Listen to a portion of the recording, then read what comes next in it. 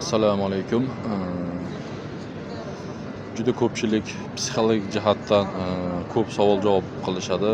Uchish jarayoni haqida ma'lumot bering, borib kimga uchrayman, qiyin emasmi, iloji bo'lsa kuzatib qo'ying yoki kutib oling aeroportdan degan so'zlar bilan murojaat qilishadi.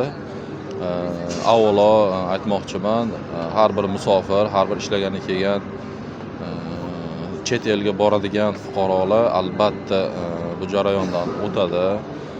Bunaqa holatda avvalo o'zingizni tutib, psixologik jihatdan o'zingizni tayyorlang. Sababi tekshiruvlar, har xil savol-javoblar, ayniqsa siz bilmaydigan tilda agar tushunmaydigan bo'lsangiz, chet tilida sizni savol-javob qilishlari, alohida kimdir sizga kelib murojaat qilib, sizni shaxsingiz haqida surishtirishi bu tabiiy hol. Hech qachon panikaga tushib yoki qanaqadir boshqacha hayollarga borib, ortiqcha harakat qilib, shubhali harakatlar bilan o'zingizni diqqatingizni tortmang. Bu tabiiy hol. Sovuqqonlarcha barcha savollarga javob bering. Agar tilni tushunmaydigan bo'lsangiz, aytasiz, men rus tilini bilmayman, menga tarjimon ber deb. Shunda sizga tarjimon berishadi. Bu sizni huquqingiz, bu sizni oqlaydigan, foydalansangiz bo'ladigan huquqingiz desam bo'ladi. O'shaning uchun hech qachon uchish jarayonida, qo'ngandan keyin o'sha boshqa davlatga kirish jarayonida bo'ladigan suhbatlar, o'sha bo'ladigan savol-javoblardan cho'chimasdan, sovuqqonlarcha savol-javobdan o'tib, eng asosiysi yolg'on gapirmaslik kerak.